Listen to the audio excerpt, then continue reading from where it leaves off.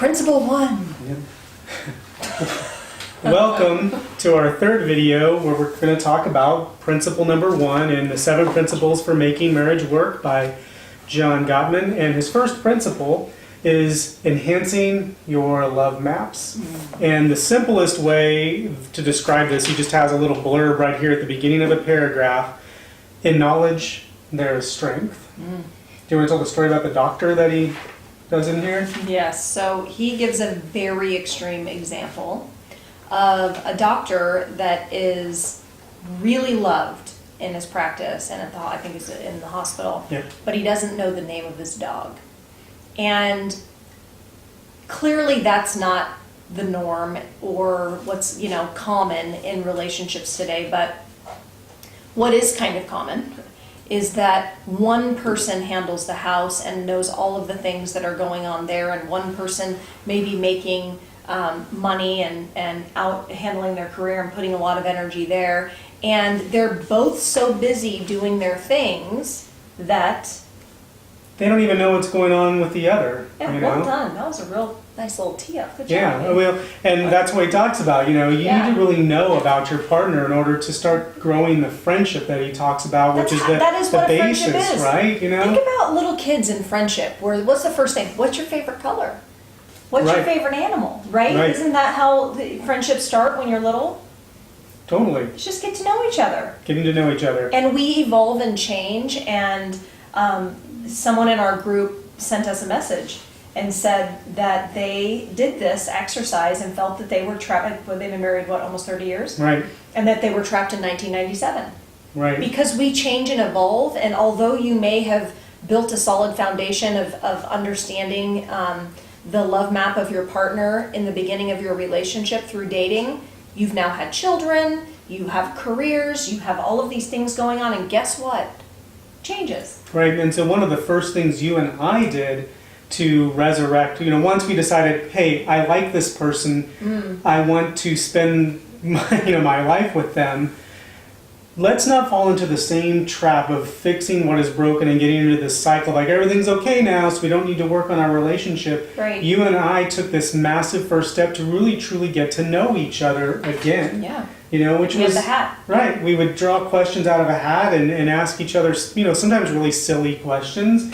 And sometimes awkward. Sometimes awkward, but it was a lot of fun. It was. And I got to recall a lot of memories from my childhood that had been buried, and I got to learn a lot about you and your childhood, things that, we'd been married for 10 years at the time, and I didn't even know them about. I had no idea your mom would drop you off at random record stores and you would stay in there for hours. Right, little things like that. And I'd forgotten about those great memories, But these are the things that as you learn to really know the heart and soul of the person that you're with, this is where the forgetting to take out the garbage and some of these little things that we make big things, right? It just softens them because we're buddies, right? Like it's like a friend. And I think I mentioned this on a previous video, but I didn't used to, hold my friends to the same standard that I would hold you. Yeah. Right? Totally. So what Gottman does in this chapter is he has this questionnaire. He leads off. Of them, really. Right. Well, what he does is he has this questionnaire where he is sort of taking a state of the union. Yes. It's 20 questions. Where are you in your current knowledge of your spouse? And if you're above 10, then you're doing pretty good. If you're below 10, you've got a lot of work to do. And he does say, no matter where you are, there's always more that can be done. And then after this questionnaire, he then has 3 exercises. I want to stop real quick on this questionnaire because I know so many of us, especially going through this book, and there's 6 more principles to go through and it gets a little overwhelming. A quick tip on getting through this, go through the questionnaire and do it on a date night, where not only do you ask the questions of where you are with each other, but then talk about them. Okay, so I feel my spouse is familiar with my hopes and aspirations. If you say no to that, look at the person and say, what are your hopes and aspirations? And work through this on a date night. And guess what? You're like one night in and now you're a 20. You went from a 10 to a 20, right? So I think that sometimes this kind of work can get overwhelmed We actually had another couple in the group that messaged us and said they've already been doing this and how grateful they are for the exercise. Right, no. Yeah. And his first exercise is similar to that. He has the 20 question game where, he has 60, questions in here, and he has you pick, 20 of them and then just randomly answer them with each other, keeping lighthearted, keeping kind about it, and some of the questions at different point values, and it's just a lot of fun. What's my favorite website? You know what he said? Amazon. That's right. So true. Yeah, But what was funny is some of these we had to think about and talk a little more about. Yeah, because we just did it again. Like, what's your social security number? I know the last four, but I don't know your entire social security number. Yeah. And that's the first exercise. The second one being asking open-ended questions where you get a little deeper. So 20-question game is first exercise, a little fun, The second one is asking open-ended questions. What qualities do you value most highly in friends right now? And how are you feeling right now about being a parent? So it's deeper stuff, and that you're engaging in. Right, and this is the kind of stuff that I think.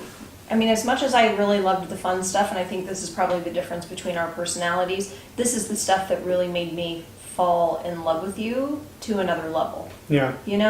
And then I also think that these are the questions that invoke new behaviors, because when we talk about like what are our challenges or how we feel about parenting right now, when we know that and then we create a vision to get to the place that we want in that, or what do you value in friends, and then you talk about the friends you should be spending more time with and maybe the friends you should be spending less time with, your entire life starts to up level together. And this is why doing this stuff together is so important. Absolutely. And then the last exercise he has in this principle is, who am I? He has you ask questions about yourself, about your triumphs. I'll read the sections off: your triumphs and strivings, and your injuries and healing, and my emotional world, my mission, and my legacy, which is fantastic. That's a big one for us, is understanding our mission as a collective unit, as a collective family, and what that means, and pushing that forward, and who I want to become. So it's a great first principle. And a lot of this, we even have our own course called the Couples Connection Map, and we have a family connection map that has a lot of these things involved. We do love languages. Not everybody likes love languages, but it's another tool. All these are tools. They're tools in knowing about your partner, their strengths, instead of focusing on the weakness. If I'm good at something, why should I judge you because you're not? I use football analogies all the time, where you have a football team, you have a quarterback, you have a wide receiver. Quarterback can't get mad at the wide receiver for not knowing how to throw, and the wide receiver shouldn't get mad at the quarterback for not being a fabulous catcher of the football. Everybody has their strengths that are brought to the team in order to be successful, to win the Super Bowl of life. Right. Super Bowl of your relationship, Super Bowl of your family. Life, right? The thing I want to touch on about our connection maps, of what I really like about them, is that when you do the activities together, you then have a blueprint, a footprint that you can put in your phone, take a picture. We had ours up in the hallway when we first did them, so that anytime there was either conflict or moments of somebody doing something that was, a direct result of what we said we wanted them to do, we were like, oh, you just did what it said on my connection map, or, hey, you just drained my tank. So that's the other things that we have on the connection maps, are tank fillers and tank drainers. Yeah, what are some of the things that trigger the other person that we try to avoid, really? Yeah, I love the thing that you say too about, because, we're going to keep bringing it, we are legendary couples with kids. So the kid part of that, what I love the example that you give on the family connection maps of the... Oh yeah, so we have couples connection maps and then family connection maps, because we found that really truly knowing each other's love languages, our strengths, our favorite activities, what fills and drains our tank would bode well in our kids as also, because as they fight, they need to understand each other, they need to know each other, and so when you have a family of four like us, you have our relationship.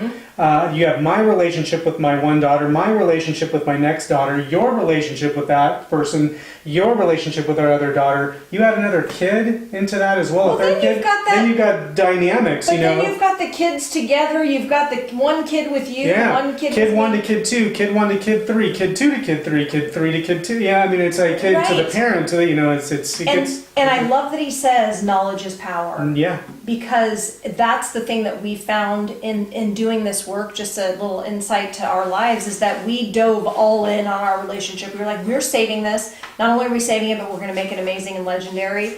And then what was started to happen is that we were still struggling in our parenting, right? We were still watching our kids have these struggles and arguments. And don't get me wrong, our kids still argue. We all still argue. But we have quicker ways of bouncing back and resolving Right. now. That's what it is. From conflict comes growth. Right. But, you know, sitting Well, in a loop conflict, of not even conflict. just conflict comes growth, is conflict is inevitable. Right. Sometimes you're just going to be irritated and mad. Sometimes I'm just in a bad mood, right? Yep. Yeah. Sometimes you are. So that's principle 1. This next video will be on, of course, principle 2, Yeah. which is titled Nurture Your Fondness and Admiration, which is, you know, like a next step, right? Now that we know these things about each other, Right. how do we take those and nurture that admiration and fondness from each other from that knowledge? Right. Perfect.